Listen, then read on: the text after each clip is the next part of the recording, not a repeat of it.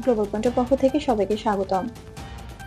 যুক্তরাষ্ট্র ও Iran issue যখন মধ্যপ্রাচ্যে জটিল পরিস্থিতি সৃষ্টি করেছে, তখন অনেকেই হয়তো ভাবছেন ইরানের প্রতি বিশ্ব শক্তিগুলোর মনোভাবের বিরুদ্ধে মিত্র রাষ্ট্রগুলো কোথায়। দীর্ঘ সময় নিস্তব্ধ থাকা এই অবস্থান, এবার রাশিয়া তার অবস্থান স্পষ্ট করেছে। টানাপোড়েনের এই মুহূর্তে সরব হয়েছেন রুশ পররাষ্ট্রমন্ত্রী সের্গেই লাভরভ। রাশিয়া সতর্ক করেছেন, ইরানের উপর সীমিত বা বড় ধরনের সামরিক পদক্ষেপ আঞ্চলিক অস্থিতিশীলতা এবং আন্তর্জাতিক প্রভাব বাড়াতে পারে। রাশিয়ার বক্তব্যে বলা হয়েছে, সমস্যার সমাধান কেবল কূটনৈতিক আলোচনা ও সংলাপের মাধ্যমে সম্ভব। রাশিয়ার এই পদক্ষেপ আন্তর্জাতিক সম্প্রদায়ের কাছে একটি বার্তা বহন করেছে, সংযম এবং আলোচনায় অগ্রাধিকার প্রদান করা উচিত। আন্তর্জাতিক সংবাদ মাধ্যম যেমন রয়টার্স, এপি এবং বিবিসি রিপোর্ট অনুযায়ী, যুক্তরাষ্ট্র ইতিমধ্যে ইরানকে পারমাণবিক চুক্তির শর্তে ফিরিয়ে আনতে বিভিন্ন বিকল্প বিবেচনায় এসেছে। তবে সরাসরি সংঘাত এড়ানোই তাদের প্রধান লক্ষ্য। পূর্ববর্তী উদাহরণ অনুযায়ী, যখন মধ্যপ্রাচ্যে জটিল পরিস্থিতি বৃদ্ধি পায়, যুক্তরাষ্ট্র প্রায়ই ইউরোপের ন্যাটো ঘাঁটিতে সামরিক সক্ষমতা মোতায়েন করে থাকে, যাতে মিত্র রাষ্ট্রগুলোকে আশ্বস্ত করা যায়।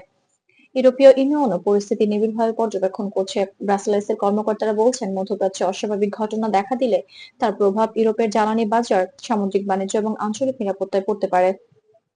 তাই যুক্তরাষ্ট্রের সামরিক প্রস্তুতি এবং ন্যাটো সমন্বয়কে তারা প্রতিরোধমূলক ব্যবস্থা হিসেবে দেখছেন। বিশ্লেষকদের মতে, বর্তমানে সরাসরি বড় ধরনের সংঘর্ষের সম্ভাবনা কম হলেও সীমিত সামরিক পদক্ষেপ বা ভুল বোঝাবুঝি আঞ্চলিক জটিলতা বাড়াতে পারে।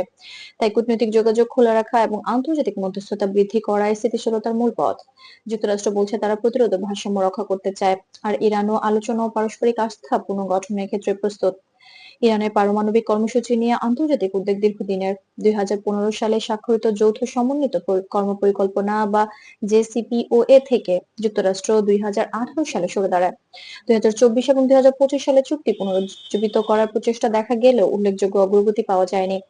তবে আন্তর্জাতিক পরমাণু শক্তি সংস্থা আইএইএ নিয়মিত তদারকি প্রতিবেদনে প্রকাশ করছে, যা পারমাণবিক কার্যক্রমের বিভিন্ন দিক তুলে ধরে। সব মিলিয়ে মধ্যপ্রাচ্যকে ঘিরে নতুন সমীকরণ তৈরি হচ্ছে, যার প্রভাব ইউরোপ ও আন্তর্জাতিক সম্প্রদায় পর্যন্ত বিস্তৃত। সামরিক প্রস্তুতি এবং কূটনৈতিক তৎপরতা সমানভাবে চলছে। এখন দেখার বিষয়, আলোচনার পথ কতটা দ্রুত অগ্রসর হয় এবং আন্তর্জাতিক সম্প্রদায় কতটা কার্যকর ভূমিকা রাখতে পারে। এটাই ছিল আজকের আপডেট। আন্তর্জাতিক রাজনীতি ও বৈশ্বিক পরিস্থিতির সর্বশেষ খবর পেতে সঙ্গে থাকুন গ্লোবাল পয়েন্টের। ভিডিওটি ভালো লাগলে লাইক দিন, শেয়ার করুন এবং অবশ্যই সাবস্ক্রাইব করে রাখুন গ্লোবাল পয়েন্ট।